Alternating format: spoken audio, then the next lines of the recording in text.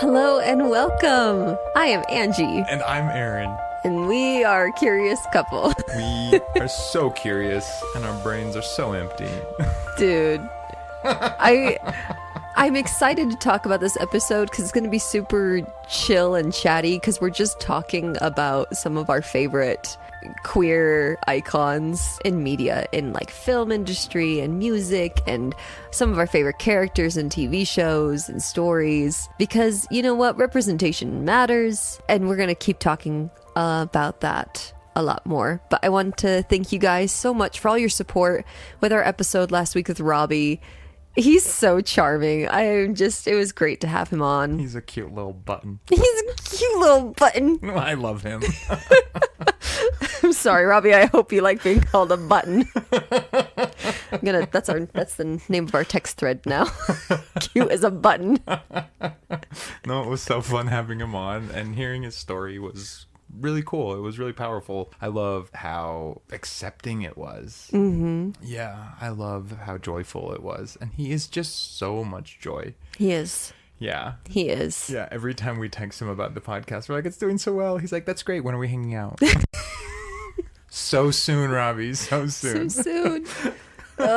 We'll have a movie night. Right? I feel like we live two lives where it's like our super fun, happy family life. And then like our social life, which is all like theater and artsy fun people. Yeah, they don't mix. They don't mix very well. We are really weird in both settings, and they don't mix well. So when you find like someone in the arts that is like slightly queer or really queer with children, it's a tall order and it's very niche, but we're here. When it is discovered. Come, let's have a play date. Yeah. No, we want to follow up on last week's episode, though, because last week the challenge was to listen to somebody's story, or just to listen. Let's take a breath. Because collective breath, y'all. You think you're listening, y'all ain't listening. I'm not listening. Like, we're trying, though. Of course. But everyone thinks, like, I'm such a good listener, and you're not. Like, you're really not. We think that we're listening so much better, so much more than we are. Mm-hmm. And listening is not hearing. Those are different things. Hearing is automatic. It happens. Your ears process sound. Yeah. Listening is when you take that in and you digest it and you sit with it and you even meditate on it if you need to. Listening is not hearing someone talk and knowing what you're going to say back to them as they're speaking to you. No, it's active listening. I know that sounds so basic. No. But I think of it in terms of the theater. You're not acting. You're not just saying the lines and spouting out whatever you've memorized. You're reacting to whatever the character you're interacting with on stage or the situation on stage, whatever is happening to you. So you have to be able to be listening and aware to be able to react in a natural way. 100%.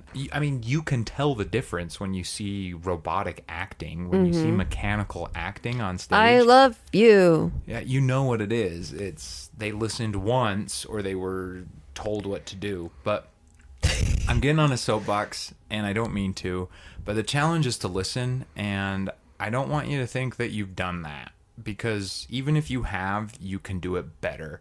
Even if I've listened, I can do it better. Listening needs to be an active daily practice. We're not listening as much as we think we are. We are missing so much. We are not listening. So let's drink it in, guys. There's so much to be enjoyed. Yes. And, it's said that one of the biggest hurdles to enlightenment is thinking that you're already enlightened. Listen. Just listen. You don't know as much as you think you do. You don't have it all figured out. I don't have it all figured out. No one has it all figured out. We have to listen. I will end there. But anyways, I just wanted to follow up. I actively tried to listen. I know You hear that? I do. No, it's really cool because I don't know if I even want to get into this, but I've been looking at a lot of spiritual gifts or psychic gifts and how we activate those. And really, it is just fine-tuned listening. It is just hyper-aware listening with your ears, with your senses, with your intuition. It is all about listening. So if you think you're a good listener, that's great. Listen better. All of us need to keep listening. Anyways, that is my soapbox for this time. Now we're just going to have fun and talk about queers on TV. Wow. Wow. Wow. 3. I could taste the mayonnaise in that sound. It's very fattening. Oh gosh. Super oily. It's just like oh jeez. Anyways, I'm back. Anyways, we're back and we're talking about representation in media. Yeah. So the first one we wanted to talk about was music, right? Yes. Or, I mean, I don't know, like, what's the really best way to jump into this? Maybe Talk the about importance of it? Yeah. I think the importance of it. I think it's so important to see people like you represented in media. I remember, and I mean, just even being a little girl who grew up like with a very Hispanic and white home, I always leaned towards more of the white princesses just because there were more of them and I could lean into it. But then I remember when I first saw Jasmine, I was like, oh my gosh, she's my girl because she's darker. And like, I'm not even that dark, but it was just the idea that there was another princess with darker hair, darker eyes, and darker skin. And it was just lovely. And I'm on like the very, very edge of like halvesies here. So I can imagine anyone being able to see a character that not only looks like them, but loves like them and thinks like them, how powerful and impactful that must be. And how as a kid, like I don't remember seeing queer characters on TV growing up. I'm a 90s kid. I mean, I remember seeing He-Man. That was pretty queer, but you know. Okay. Do not tell me that 80s cartoons were not gay, because He-Man's shorts alone, they're not even shorts, they're Those like are briefs at best. at best. Yeah. Or like, They let's just look at barely sports cover the teams. bottom of the cheek. Sports teams in the 80s, like they Those get little mad at us, basketball shorts. right? It's like you queer people with your mesh tops and your short shorts. I'm like, did you see straight men in the 80s? I mean, I didn't, because I wasn't around in the 80s, so I just saw like clips of it. But in the 90s, it was very different. In the it 90s, was like, it was different. It was like basketball shorts were down past your kneecaps. Yeah, but then you could see all your boxers. Yeah, but it was like a different vibe. And frosted tips were in. They were in. Oh man, I remember watching 13 Years. Is that the movie about the mermaid boy? The 13th Year on Disney Channel. Oh my gosh, and I forgot. Smart House. Those were things, yes. Smart House and Luck of the Irish Luck of the Irish. Brink. Wow. These are all very cute Wow. boys. These were the boys that turned me. Aww. But then also Hilary Duff and Cadet Kelly and what's her face that voices Kim Possible from Even Stevens. Christine Romano?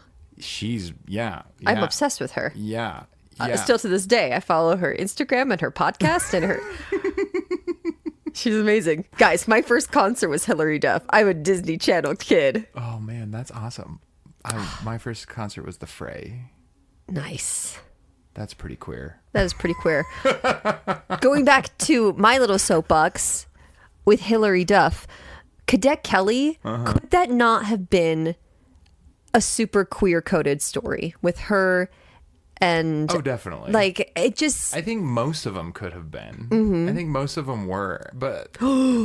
Ryan and, oh my gosh, Corbin Blue's character in High School Musical. I mean, I didn't get those. I was too old for that. I was in high school and I was looking for the opposite at that age. I was looking for people that struggled with same-sex attraction, but rose above. They conquered it, guys. They chose the hetero. Why? That Why was what would I you? was looking for, because, my own struggles Aw. and, religiosity. Ooh. That's a big word for Elmo. Where's Elmo? Keep up with the trends, Aaron. I don't keep up with trends. You keep up with me. Okay, later tonight, I'm going to show you Elmo TikTok. It's a vibe. I don't want to. My TikTok is very, new age spiritual. And mine is like Helluva Boss and gardening and hobbit core and then Elmo. Mine's like the true meaning of karma. And I'm like, oh, yes. And then mine is like Elmo on a cooking show. Elmo's not really good at this. At least you're trying. Not This really. explains so much about us. I Maybe mean, one episode we just go through our TikTok oh my gosh. algorithm. We expose our true selves. Oh my gosh. Comment below if that's an episode you guys would be. Let's take a look at the algorithms. What is it? Like the other day, I opened my Instagram search. Okay. Okay. Instagram. Stop. So on Instagram, I'm looking at family posts. I look at friends and stuff. And then I also have a bunch I look at new age reels about Atlantis and the fifth dimension and Conspiracy the theories. Anunnaki and conspiracy theories and the ice wall in Antarctica. This is what I'm watching on Instagram. I watch Bridgerton. And then I go to the search file, and it's just naked men. Just shirtless men. Every time. I'm like, okay, they clearly know that.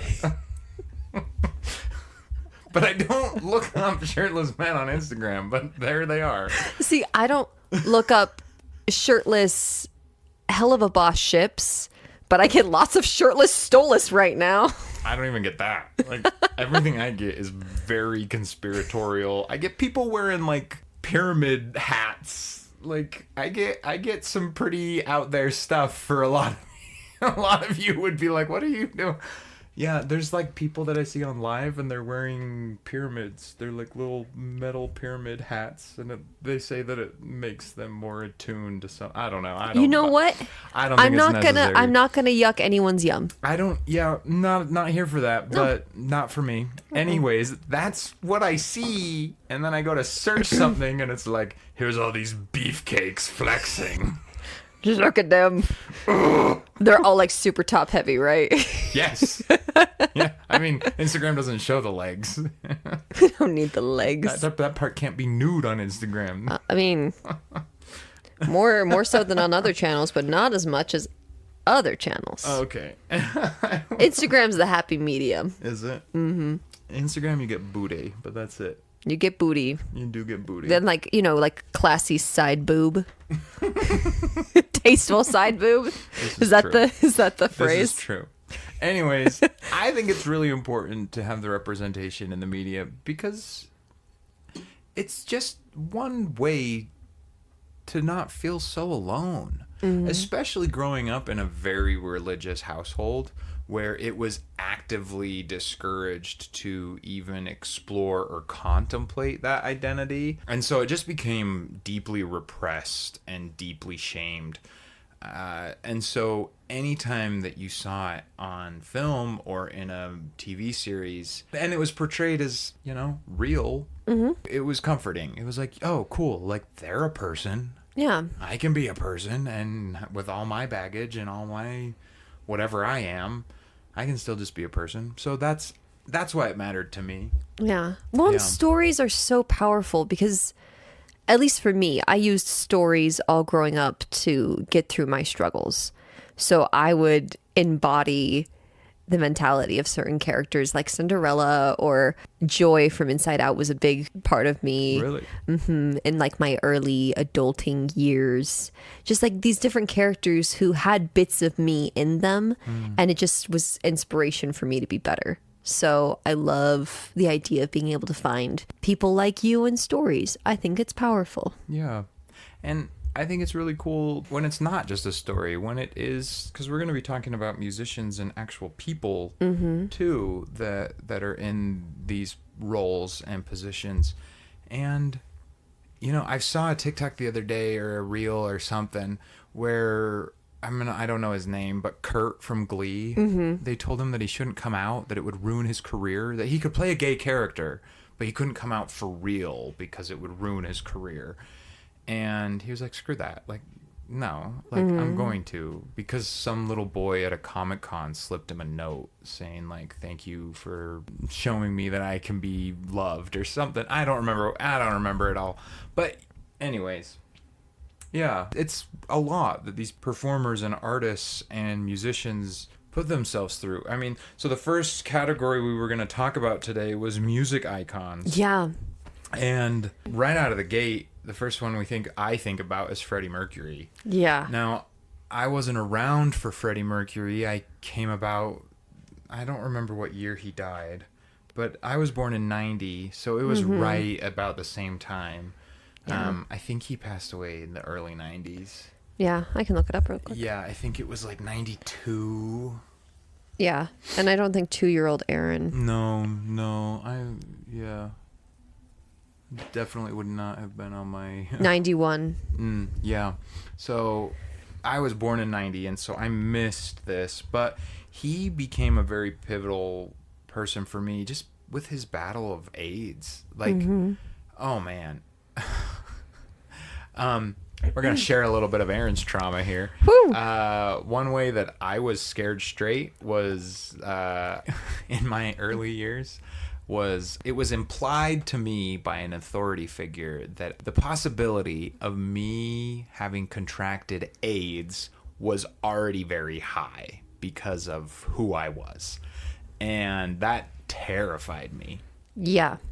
Terrified me. I was in elementary school and I would get sicknesses. I would get a stuffy nose or a fever and I would be like, well, I'm going to die now. This is it. Because I was told that it would lay dormant and that it was this silent killer that could just hide for decades. And it can. That's a real thing. Yeah. But so I know a lot about the disease now. I know a lot about it out of my fears and phobias and traumas.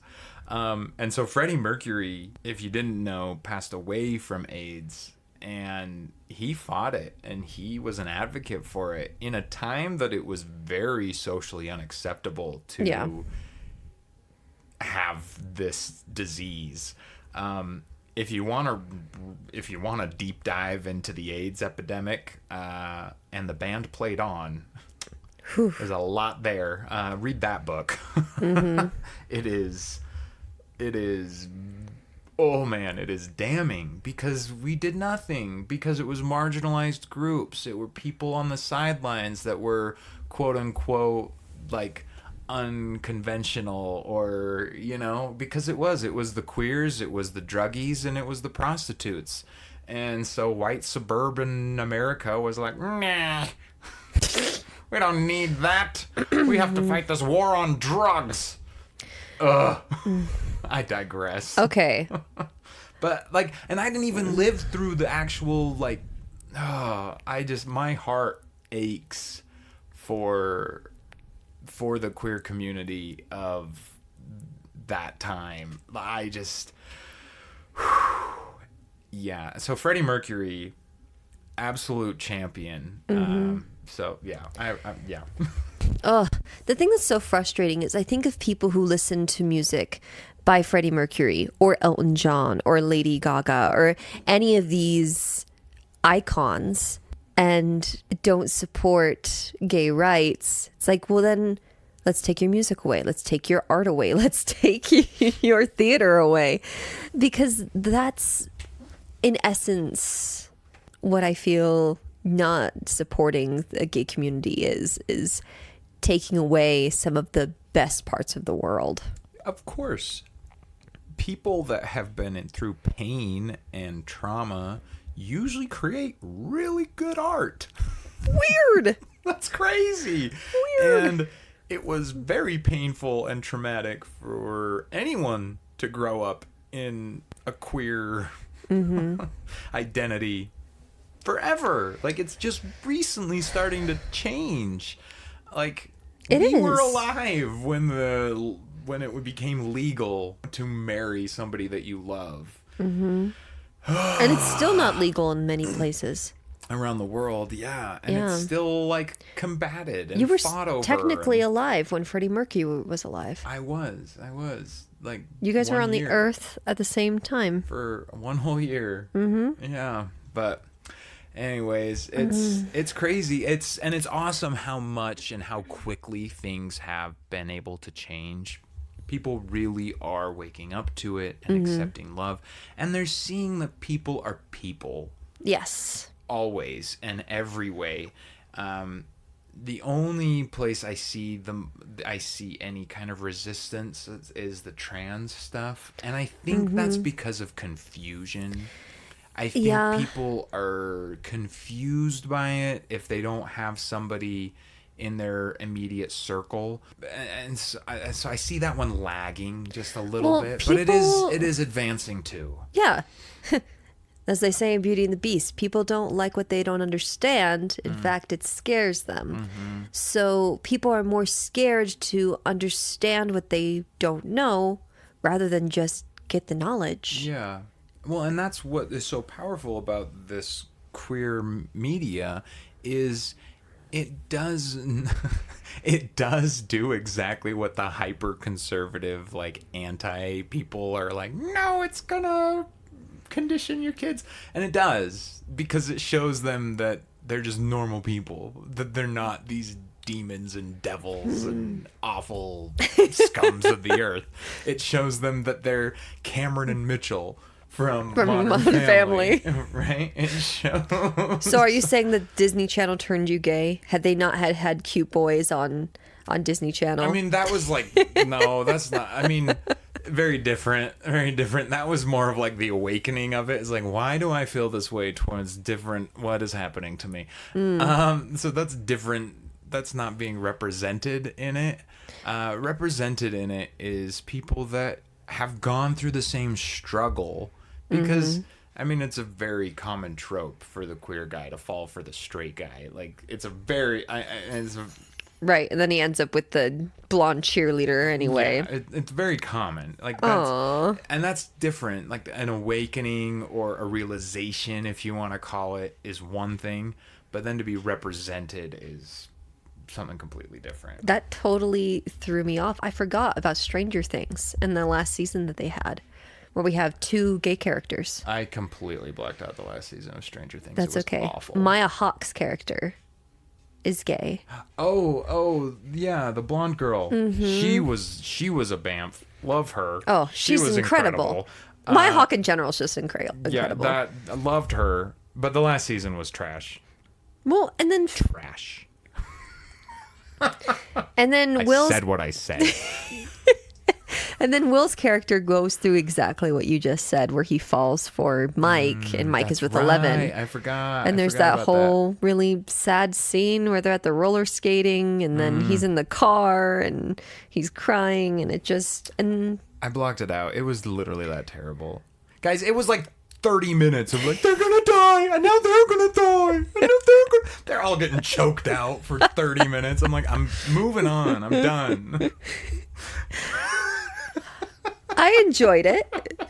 The thing I didn't care for was the Russia thing. I'm like, why are we in Russia when we're getting choked out by None of it made sense. Oh man, what's the name? Money. Season 2, fantastic. Then it's done. Then you can stop watching. Other people that we have to talk about on this episode is the King, Tim Curry. Tim Curry, my friends. Oh, whew. We got married on his birthday. We did, unknowingly. We didn't even plan it. And then we're like, oh my gosh, we got married on Tim Curry's birthday. Tim Curry's birthday. So we should just make an official playlist of all the Tim Curry music we listen to. We should just get Tim Curry tattoos. Oh my gosh. Okay, but which character? Because we got Frankenfurter. I would probably get Hexus from Fern Gully. Hexus would be pretty awesome. Hexus would be pretty awesome. I'm trying to think of the most pivotal Tim Curry character for me.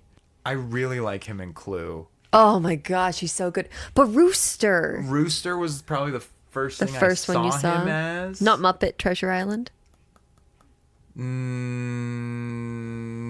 Probably saw that after Rooster.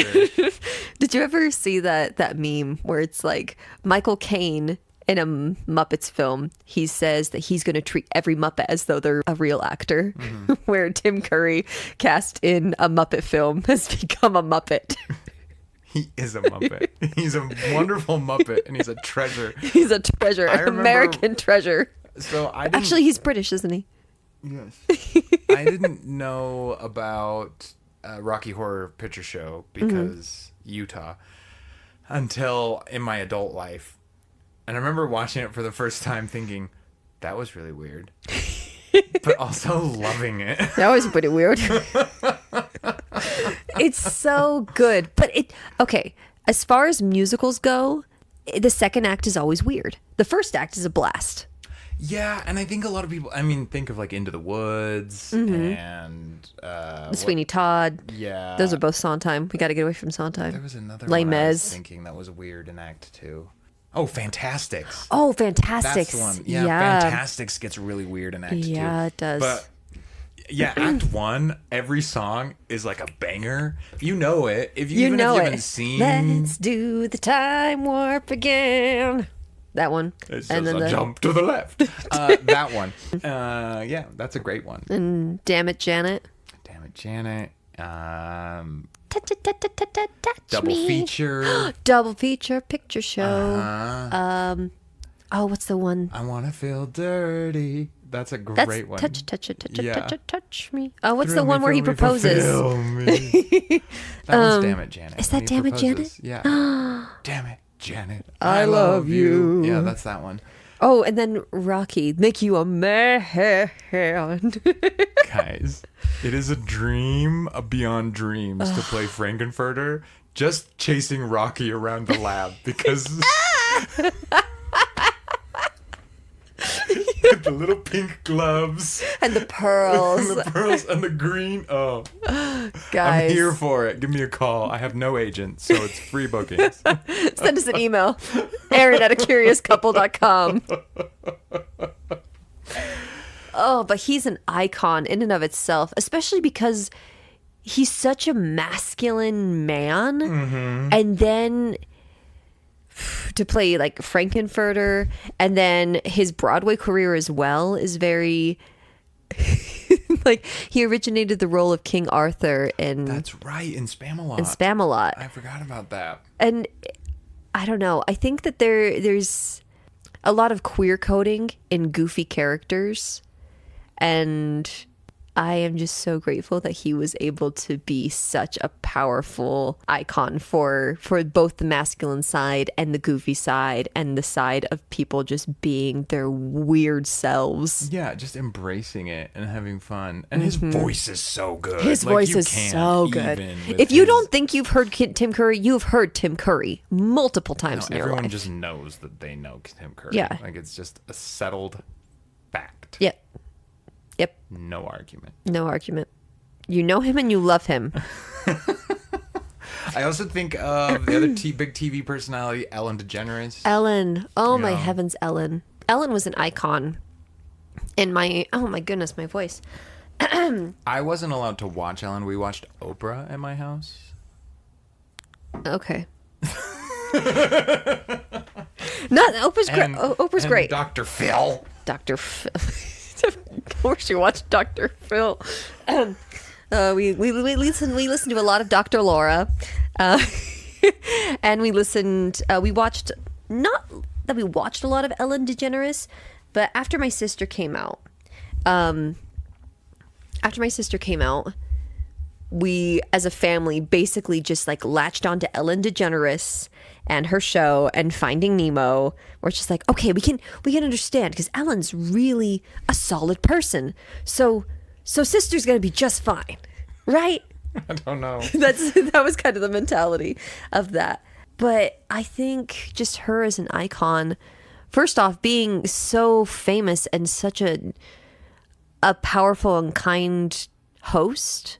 I know that there's a lot of controversy on that currently. I stay out of it, so if there is, then I am completely unaware. Yeah. From what I remember every time I watched her show, I just felt happy, and I'm grateful for that representation for my sister. Yeah. I know that she came out on television, Yeah. which is huge, Yeah. because before that, like, you would have Nathan Lane being questioned by Oprah, and man. Robin Williams like saving him. Thank you, Robin. I don't know if you've seen that clip, but Nathan Lane and Robin Williams played husbands in a movie, in a film called The Birdcage, which I think is based off of a play. But it's really funny. It's really funny. They pretend to be straight because their son is getting married to a very conservative politician's daughter. And so Robin Williams and Nathan Lane try and pretend to be straight. Yeah. Really funny movie. They run a drag. They run a drag in show Miami. In Miami. Just imagine Robin Williams just like, Madonna. It's fantastic. It's the clip with Nathan Lane where he's like, I used to be young and beautiful, now look at me, I'm a short, fat, old man, or something like that. Middle-aged man. Yeah. What's the other? He's chewing gum. Gum helps me think. Honey, you're wasting your gum. It's a pretty funny movie. Nathan Lane in general is just another one of those iconic people, especially on stage, where he just was magnetic and so talented, but he was closeted for quite some time because it was the same trope of, if you say anything, kiss your career on Broadway goodbye, kiss your film career goodbye. Yep. And it just, no one would ever tell anybody like, okay, I know that like you're husband and wife, but you got to keep your wife at home because that knows. No. I don't know. Whatever it may be, it's just like, stop. It doesn't matter. It doesn't Just matter. Be you. We are tipping that way. For which we are very grateful. Thank goodness. Nathan Lane, money. So I remember Ellen really breaking ground because she came out on television, and she even had a sitcom like the Seinfeld. Yeah. It was like the same type of setup. She's funnier than Seinfeld. And probably aged better. I haven't watched Ellen though. But she even had her character be gay in that sitcom as well. Yeah. The first one for me though, the first real representation, which is kind of problematic, but it's stepping stones. And so you can't judge the first couple stepping stones, even though they're not perfect. Cameron and Mitchell from Modern Family. Yeah. I watched most of Modern Family. I had just gotten home from my mission, and it had probably been out. It was probably in the second or third season when I got home, and so everyone was on it. It was like the show Because it was so edgy. and it was funny. It was really funny. It was. And they play the tropes, and the actor that plays Cameron isn't actually queer. I remember him saying that he was queer for pay. But again, marginal steps. Yeah. And there's queer actors that play straight. Yeah, of course, but it's different. It is different because it's when you're playing a queer character, it's usually very wrapped up with the queer experience of being judged and being looked down on and being misunderstood and getting the perception of like, oh, he's in love with me. Like, I remember one where Cameron's in the locker room with his father-in-law, and they're like, ah! But like around straight guys, like they're literally just letting their nuts hang out left and right. Right. But then Cameron's there like, ooh! And it's just like okay. And so that's why it's problematic, because queer characters still. And maybe they won't in the future. Maybe it'll just be like, sure, whatever. Like that traumatic experience of growing up and living queer isn't so much a piece of the character's story. That'd be cool. They're just like a person. What? Wait.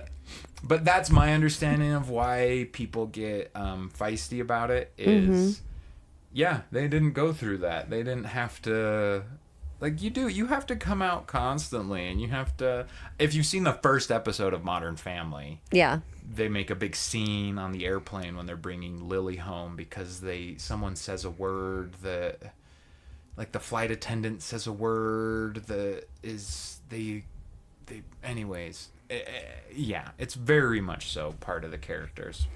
Yeah. One, I don't know. For me, Modern Family was so huge, for my family specifically, because they had a Hispanic and white man couple, which those were my parents, basically.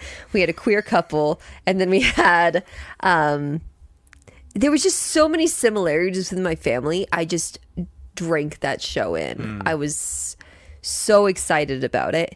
And then, like, looking back, yeah, there were some off-color jokes, and there were things that didn't, but progress is a marginal, and it's a step-by-step. It is. And I feel like a better show that came out later was Schitts Creek. Oh, yeah. That really came in and really solidified a queer person's experience. But Schitts Creek was beautiful because it wasn't a big deal. No. Because it was just like, okay. Like, there was no big negative drama around any type of queer relationship at all. It was just like, okay, that's great. We love you. Like, yeah. Like, I remember Patrick's episode when he comes out to his parents. He was and nervous. Like, he's like hyperventilating and nervous. And you're like, oh shoot. And then his parents find out and they're like, dude, we just love you. Like, yeah, whatever. And you're like, okay. Like, and that's what makes Schitts Creek so cool, is it does give that world of no big deal. Like, no one's negative about it.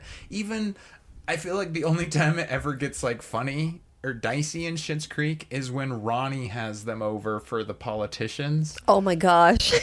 And Johnny thinks that it's a group of lesbians, but it's female entrepreneurs, and he can't tell the difference. He can't tell the difference between a strong woman who can manage her own. I think that's the only time lesbians. That it, like, really dices into that realm of are they, aren't they? Well, to be fair, wasn't it Roland who set that up? And Roland usually... No, I don't think so. Was it? I don't think so. Okay. I'm pretty sure it was Ronnie, and it was when Moira was running for council. That's right. And she was like, I have some women that are excited to hear your message. And then she goes in and she's got this whole thing. And Johnny's like, they're lesbians. And so she changes her talk. That's right. Yeah. Oh, man. And they're all like, what? Like, I just want to know if you're going to tax me. That's... Anyways, Schitts Creek is beautiful. That whole speech of, I love the wine, not the label. I mean, I've watched interviews with, oh man, what's his name in real life? Eugene Levy? That's the dad. That's the dad. Is it David? It's David Levy. Sure. David. I don't know. I'll have to look it up. Because David's Rose, the actor who plays David Rose, how many times he's had fans reach out being like, thank you for writing this. Thank you for portraying this. This is how I was able to come out to myself, was able to come out to my family in a way that made sense.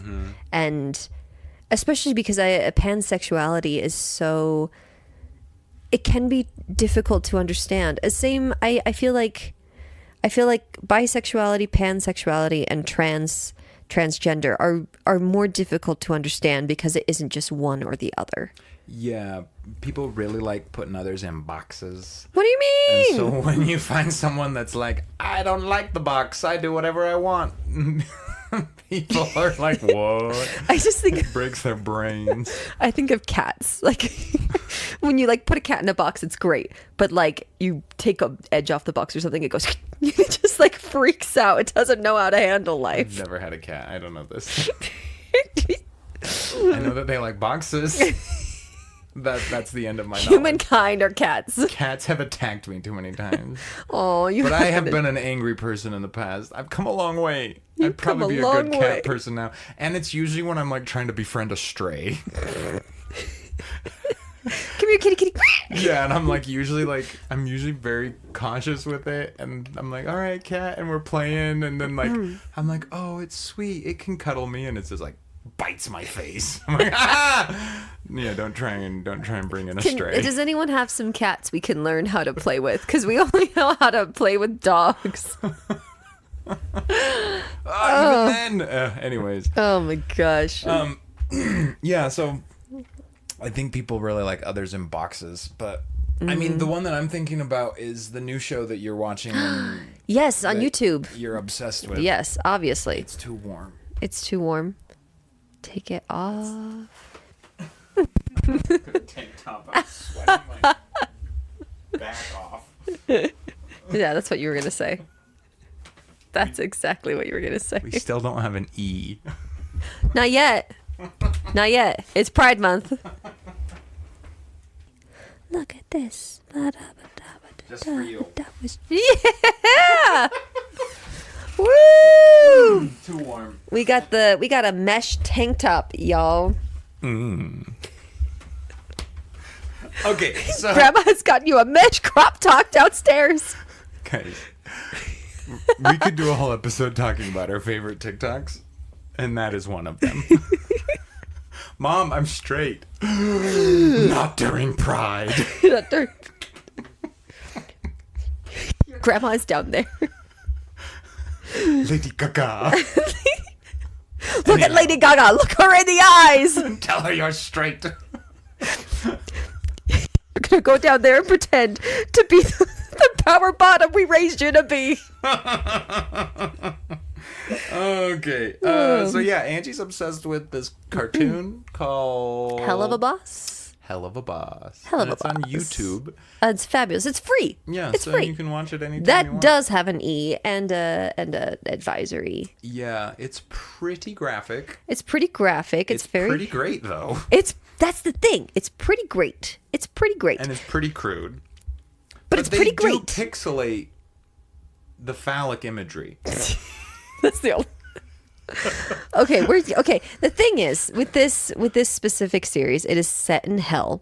So obviously, hell is going to have a lot of off-color characters, but it's very exciting because there are so many different minorities represented in this series. We have there's a trans character, we have bisexual character, we have pan, we have multiple gay relationships. It's a very open queer media, and I love it because it is just so normal. And then the relationships that are really good are super loving and tender, and it just is so beautiful to see. Again, I think and because it's fairly new, like the season we're in season 2. It's been out. We're in 3. We're in season 2. It started coming out in like 2022, I think. But so it's still fairly new. So there's a lot of beautiful representation for people now. And even though the show is very adult, I know that a lot of its audience is younger. So it's really exciting to know that there is kids who are growing up and understanding who they are and having characters that they can they have characters that they can relate to and represent them. No, I agree. I really like it. I think one thing that I had really never seen in film or media before was a bi couple in a straight marriage or Yes! a straight relationship. Like, that is unheard of. And that's literally all I was ever looking for. Like, I was disappointed when Kurt came out as gay on Glee because I was like, oh, okay, so he's not like me then, exactly. Yeah. He's kind of like me, but not really. But anyways, there's a bisexual character that's married to a woman, and they are money. so cute and happy, and they're probably my favorite, but they're weird. They're so great. Why are they weird? They just make out all over. They're like... They're also newlyweds, so they're like a year into their marriage. And so they're very much so in that newlywed phase. It's just, again, it's so great to be able to see that. Another thing with this character specifically, we have Moxie and Millie. Which, yeah, that's who we're talking about. Yeah, that's who we're talking about. I've only ever seen bi characters come out on screen in Helluva Boss and in, what's the name? Brooklyn Nine-Nine. I remember it in Brooklyn Nine-Nine with Rosa. Rosa's family. And they took it not bad, but not great. It's a hard It's a hard one. It's a hard one because even like when I came out, it was like, okay, why the heck? Like, why does it? Okay, can't you just choose a girl, or can't you just like? And I was already married when I came out. Yeah. So yeah, it was very much so that like, sure, what, like, who cares? And sure, yeah, who does care? No one. No. So let it go. Don't let it eat you alive. That's the point. Rephrase. It's important to you. It's important to you and for you to understand. Sure, but yeah. Anyways, yeah, just let it go. I love that. And I love that Elsa is a LGBT icon, even though she's not really, but she is, because that Let It Go song is so queer coded. That's all it is. It's like, yeah. And it's voiced by Idina Menzel. Like, she's a gay icon if there ever was one in musical theater. Rent. Anyone in Rent is a gay icon. Absolutely. Period. We've been in Rent. We've been in Rent. Have we told you that we've been in Rent? A community theater production. But we were in Rent. But it was beautiful. It was beautiful. It opened 2 years ago yesterday. Yeah. I can't believe time flies. I know. It's another reason we know so much about AIDS. I mean, yeah, that's just when I applied my AIDS knowledge. But, you know, that's just when the AIDS knowledge was applied to practical use. Well, but I have known it for a while. Me being super straight-laced and never being experimental in sexual or drug ways. I learned a lot about AIDS while I was in this musical. You know, and my character didn't even get AIDS, which I guess that's good. Yeah, there you go. That's Sorry. a good thing. The other bi characters I think of is Korra. Korra from Avatar. Avatar. It's very subtle, and it's funny because I remember when I first watched Korra, I was still very much so in the pudding of, you know, and the pudding of what? Like figgy pudding or pudding? Like the deep creamy pudding of exoteric religious control.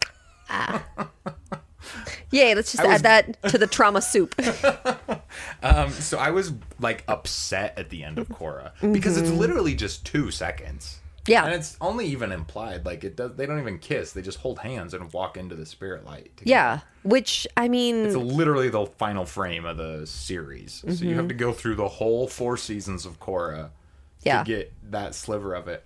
And that's what I think makes her bi is she's chasing men the whole time. Yeah. And then she gets hurt and she's in love with them. And she does say that she loves this guy at one point. I can't remember Mako? him.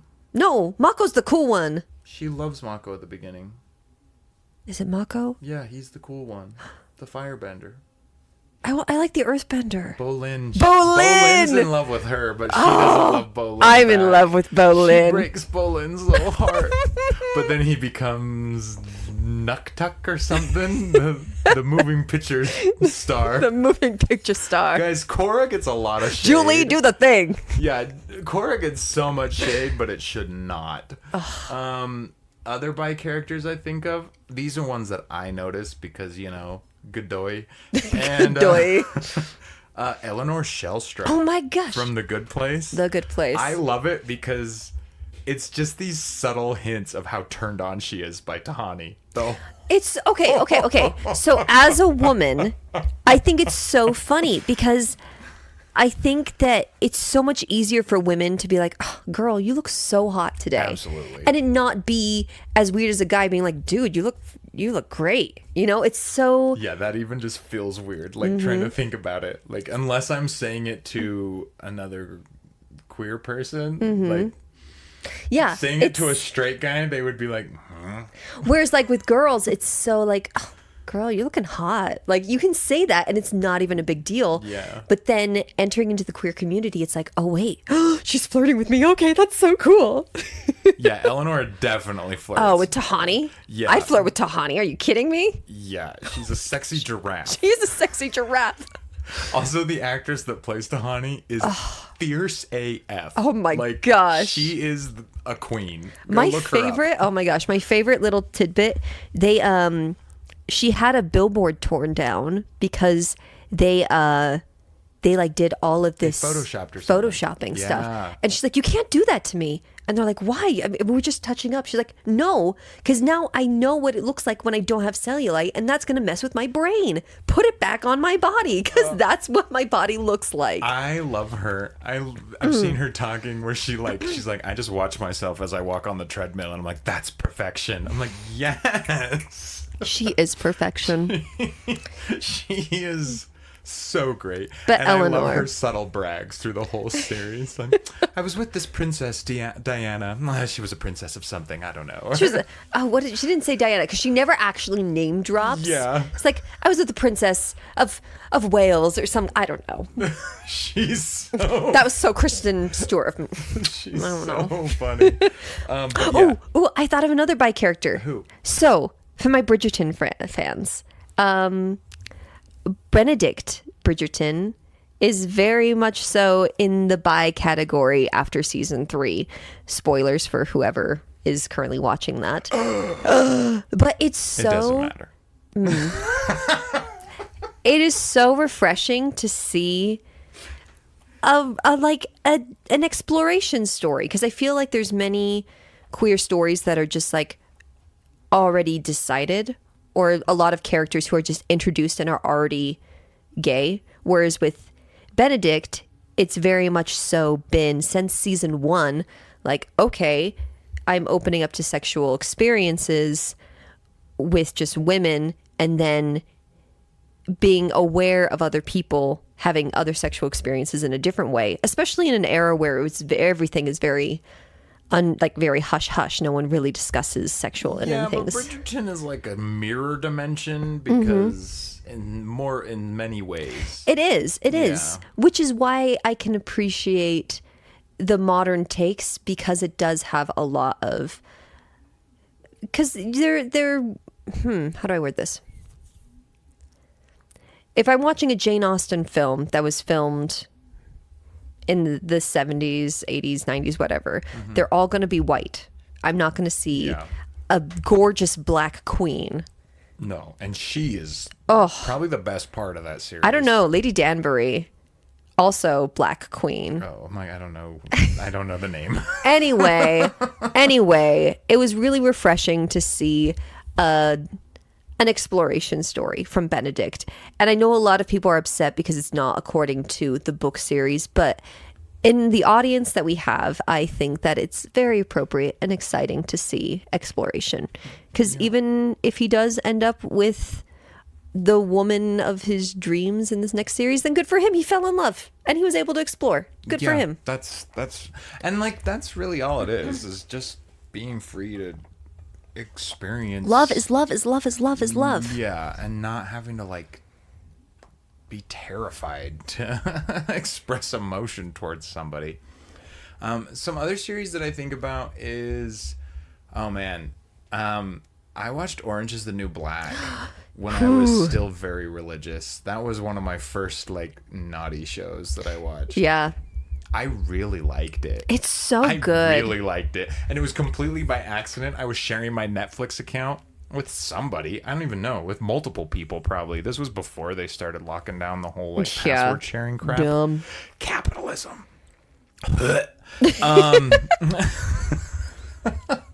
Anyways, somebody had started watching it on my account. Animals.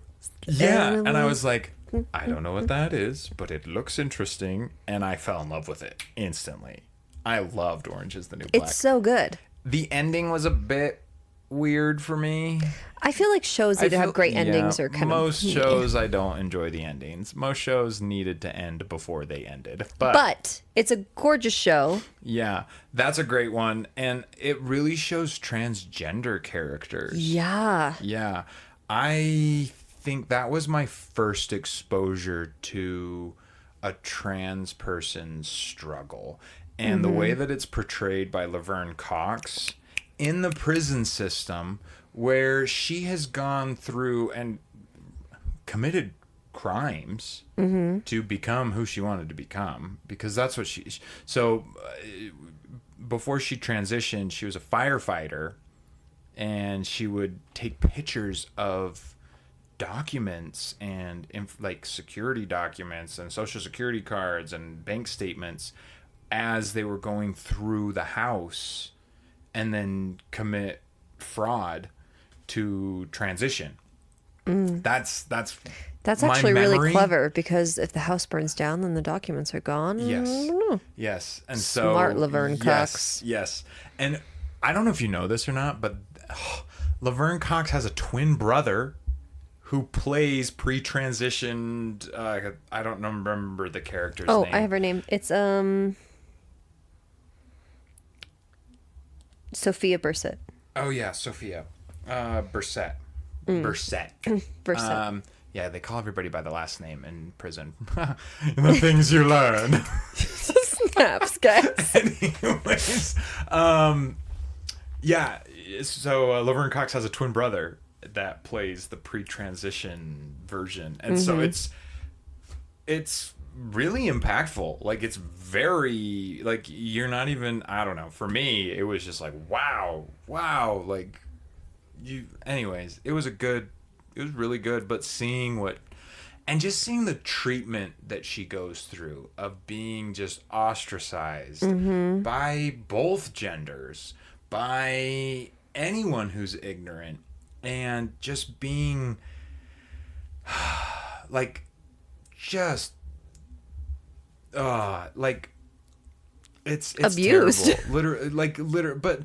but by the prison system. And yeah, if you watch Orange is the New Black, and it has a lot to say. I mean, I'm sure it's not 100% accurate with the actual corporate structure of our prison complex, but the fact that there is a private company that profits off of labor from prisoners, like, it's guys, icky.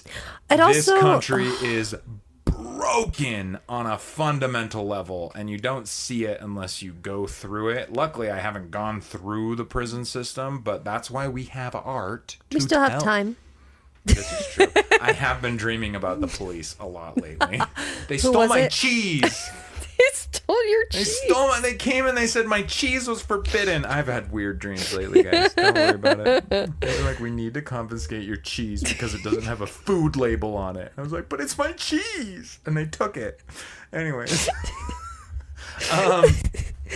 Yes, the prison system broken. The way Laverne Cox portrays the character, phenomenal. Beautiful. Laverne Cox in anything she Yeah. does is phenomenal. And that whole series is the whole lesbian. Series is very It's lesbian. very queer. Which, of course, it's a woman's prison. yeah. And again, I was still Mormon when I watched. There's a this. Mormon guard in that show. I forgot about him. And he assaults the prisoner because prisoners cannot consent. Oof. Icky. And that's a dicey. Yeah, he is Mormon. The other thing that I think is very interesting about this series specifically is it really brings to light that I think everyone is just trying their best. They are. I think it really sheds light on people are just so misunderstood. Everybody's got a story, and maybe it's just my love for morally gray characters, but there are some beautiful, beautiful characters. Except the freaking main character, the blonde, I can't remember her name. Piper. You know, she is probably my least favorite, but it's because she's so whiny. I don't want to like go. whinies. I don't want to go to prison. The whiny is what kills me. Tasty. Money. Tasty is Love her. money. Ooh, she's so good. And also Alex from that that 70s show. She's phenomenal. Oh, she's so good. Oh, she's beautiful. Yeah, it's a great series. Oh, and then the chef. Oh, Red. Oh, yeah, this Russian lady. She's from Star Trek. I think she was a captain from Star Trek at one time. Yes. I didn't watch Star Trek. Anyways, I didn't watch Star Trek. So I wouldn't know. No, another character. So I think we've talked about Glee a couple times in this podcast. One that really surprised me with Glee was Santana, because everything I had known with lesbian characters specifically is there was not a lot of very feminine lesbians. Right. And for me, I always thought she was the most beautiful. She was. I mean, she was. She was. She was. She was absolutely stunning, and her voice was power, and she was sexy, and oh my gosh, I wanted to be her so bad. And then when I found out she was lesbian, it took my little adolescent brain a minute to be like, but wait a minute, she doesn't dress like Ellen. Like she doesn't. So I was very confused, but there was also a lot of beauty in that, because I think there's a lot of confusion in that realm of queerness. Oh yeah, like one of the most stereotypical things is, well, who's the boy? And you're like, neither. Like, we're both women. But it's fine. We can't judge people for their questions. Like, how can they learn if we judge them for questioning or asking? No, the questions have to be asked. But I agree with you. I think the fact that she just embodies her feminine energy so well and is just so proud of it. But that's the way I feel. We've talked about this. Yeah. Is, you know what? If I want to be with someone that embodies feminine energy, I'm going to be with a woman. If I want to be with somebody who embodies masculine energy, I'd want to be with a man. Mm-hmm. And so I get that. I completely understand that. But I love that it's presented that way. Same. Because again, Modern Family, first couple steps. I'm gonna break the window. Yeah, there's like clearly, even though they're both pretty effeminate. Yeah, Mitchell is definitely less more effeminate. Of a masculine. Yeah. Effeminate? Is that the word? Effeminate. Okay. Big words for Emma. Yeah. Oh my gosh, we have to backtrack for 2 seconds because I just thought of another bi character. Tell me. Gob Blue.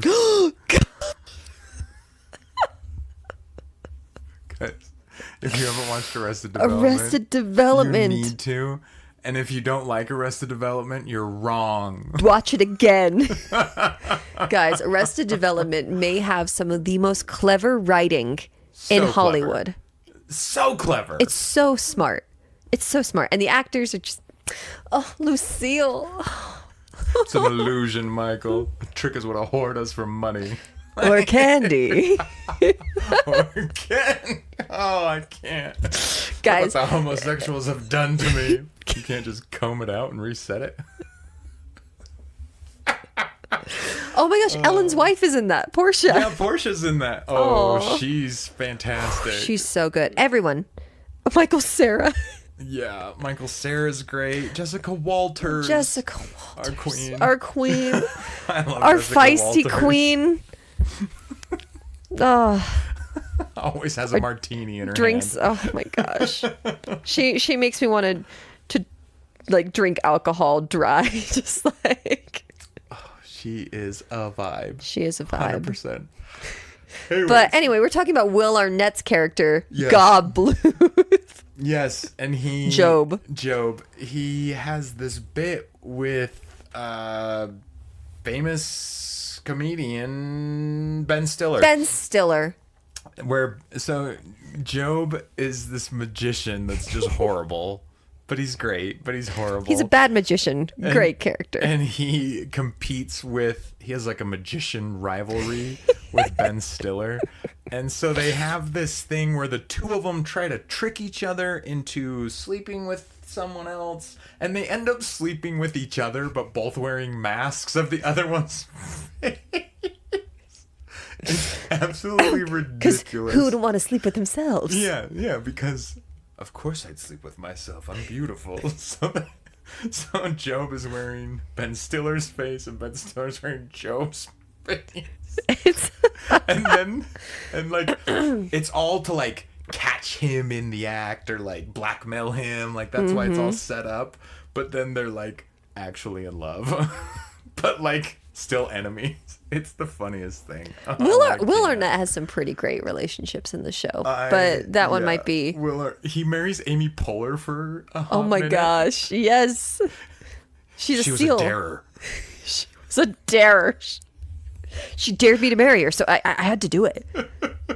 Aren't they married in real life? I don't know. I don't keep up with that. Are they married in real life? I would be thrilled if they were married in real life. There's like all these little clips of them like riding bikes with their feet out and like You won't marry me? Yeah, I will. I'm like, I dare you to marry me. Okay, you're on. I'm going to be late for my seal deal. She sells seals. Seal! Guys, I'm sorry. Now we sound like we're crazy, but watch the show and then listen to this again, and we will all sound... Also, gay icons. Liza Minnelli is in... Liza Minnelli? Minnelli? Manila.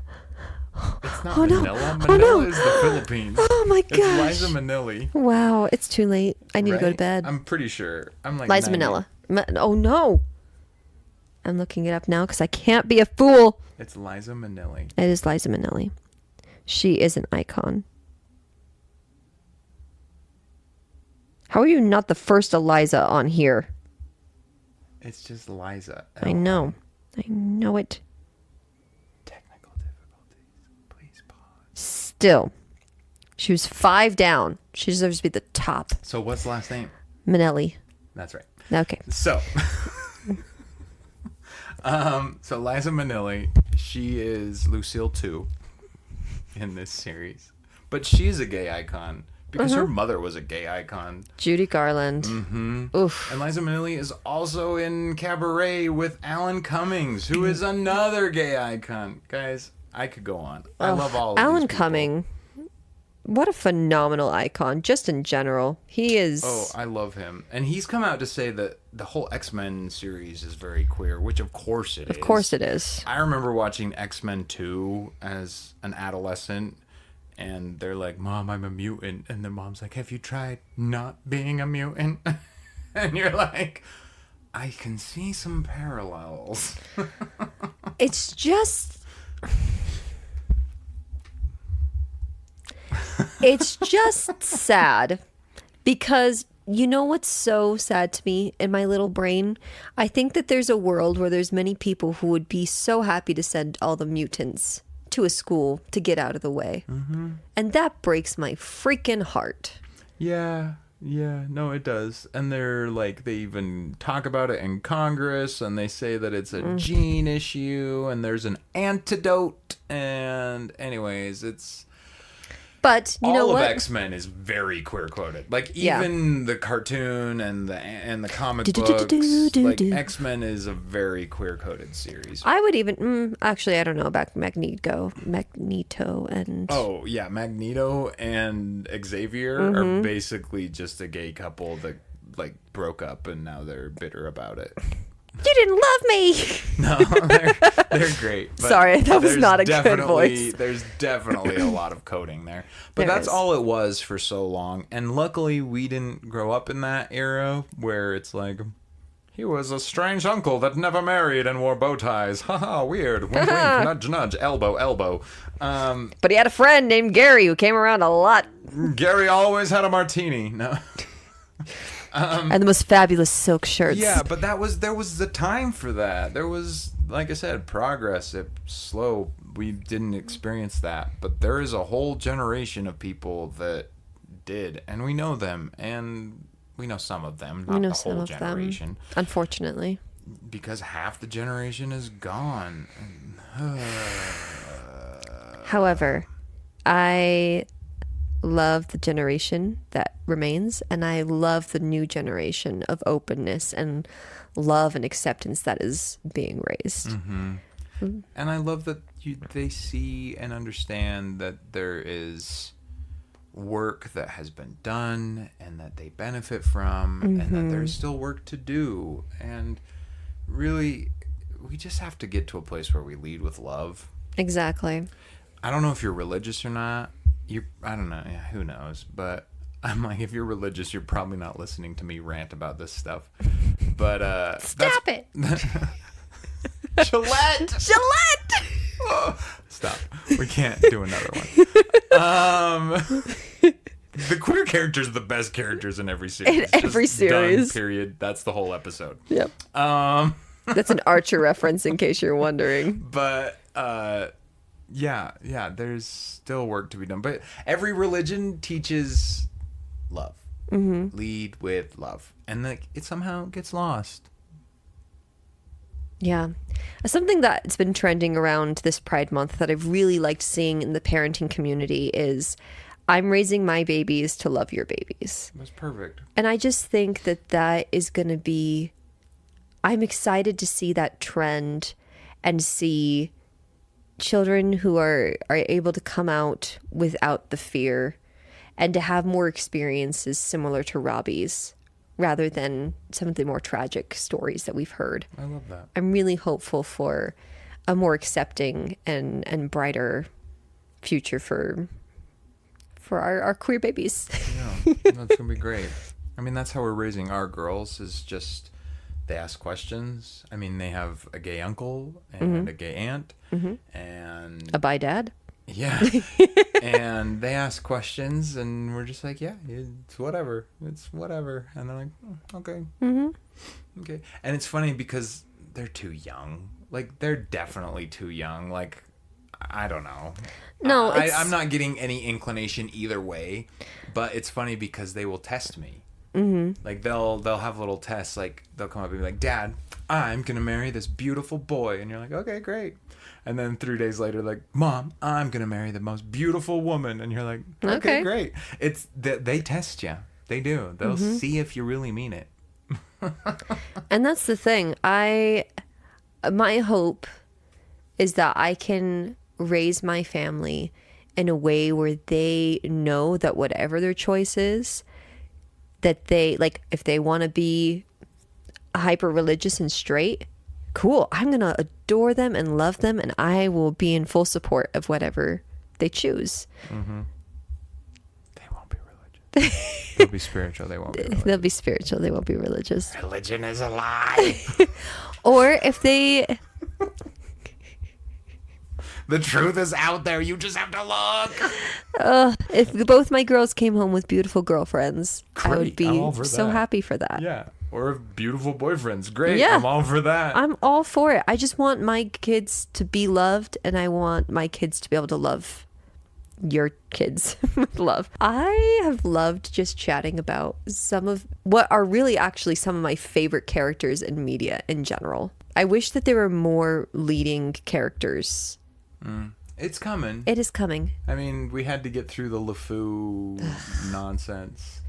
There is a queer character in Beauty and the Beast. And it's LeFou going like, ha, for 10 seconds. 2 seconds. I would have loved... Ooh. I'm sure there's some fan fiction of a Gaston Beast relationship. Yeah, or Lumiere and Cogsworth. Oh, I could dig that. Yeah. Aw. Yeah. Aw.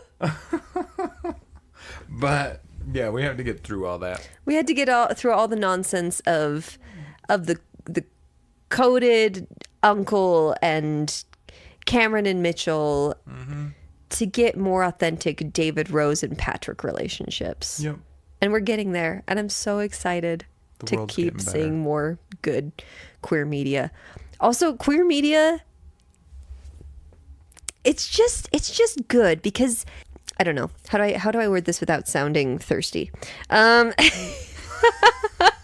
heck? No, it's just like knowing that they're like a queer writer created this beautiful, attractive character, but also is intelligent and has motivation and has all of the things that build a great character, but also has a rocking bod and is just super fun.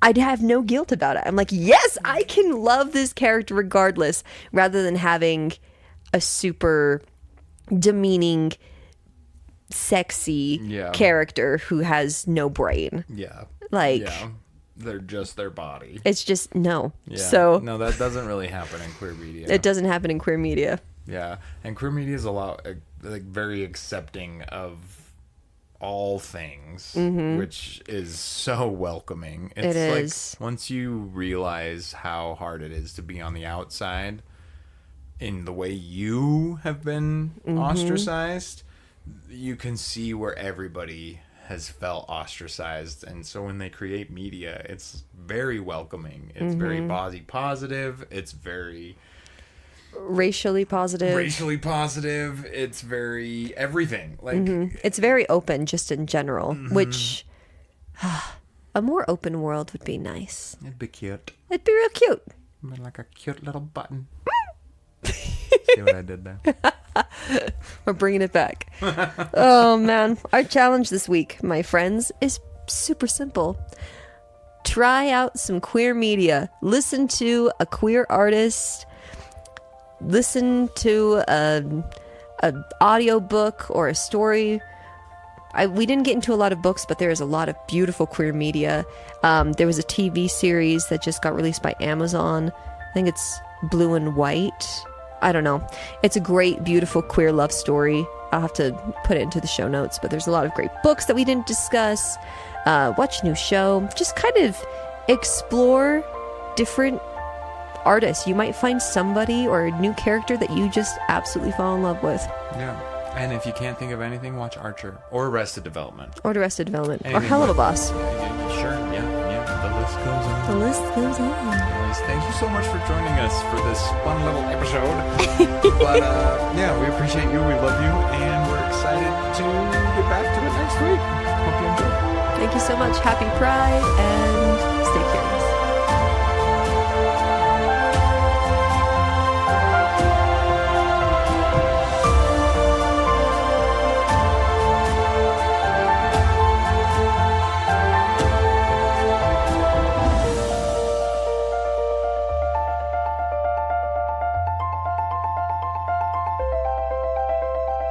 Thank you.